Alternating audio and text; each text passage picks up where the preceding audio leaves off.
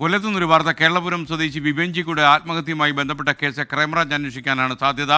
ആത്മഹത്യയും കൊലപാതകവും നടന്നത് വിദേശത്തായതുകൊണ്ടാണ് അന്വേഷണം ക്രൈംബ്രാഞ്ചിന് കൈമാറുന്നത്. നീതിയുക്തമായ അന്വേഷണം വേണമെന്ന് NK പ്രേമചന്ദ്രൻ MP 24 ആവശ്യപ്പെട്ടു. അരുൺ രാജ് കൊല്ലത്ത് നിന്ന് കൂടുതൽ വിവരങ്ങൾ നൽകും. ഗുഡ് മോർണിംഗ് അരുൺ രാജ്, പറയൂ വിശദാംശങ്ങൾ.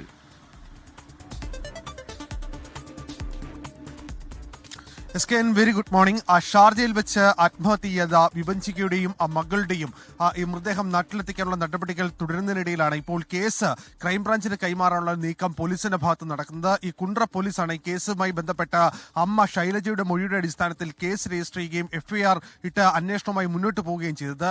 ഇതിനിടയിലാണ് ഈ കേസ് സംഭവം നടന്നത് വിദേശത്തായതിനാൽ ഇതുമായി ബന്ധപ്പെട്ട് കൂടുതൽ കാര്യങ്ങൾ അന്വേഷിക്കാൻ നിലവിൽ കുണ്ട്ര പോലീസിന് കഴിയില്ല. ഇത് പോലീസ് നിയമമനുസരിച്ച് ക്രൈംബ്രാഞ്ചിന് കൈമാറുന്നു എന്നുള്ള വിവരമാണ് നമുക്ക് ലഭിക്കുന്നത്. ഇന്ന് തന്നെ SP-ക്ക് കുണ്ട്ര പോലീസ് റിപ്പോർട്ട് കൈമാറും. ഈ റിപ്പോർട്ടിന്റെ അടിസ്ഥാനത്തിലായിരിക്കും തുടർ നടപടികൾ ഇനി SP സ്വീകരിക്കുക. ഒന്നുകിൽ ജില്ലാ ക്രൈംബ്രാഞ്ച് ആയിരിക്കും ഇനി കേസ് അന്വേഷിക്കുക, അല്ലെങ്കിൽ മറ്റൊരു ഏജൻസി.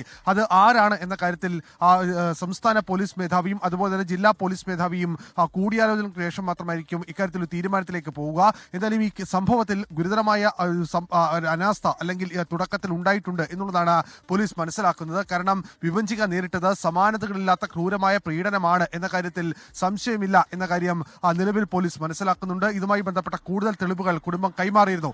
ഈ സംഭവത്തിൽ നീതിയുക്തമായ അന്വേഷണം വേണമെന്ന് ആവശ്യപ്പെട്ടുകൊണ്ട് NK പ്രേമചന്ദ്രൻ MP ഇപ്പോൾ രംഗത്തെത്തിയിട്ടുണ്ട്.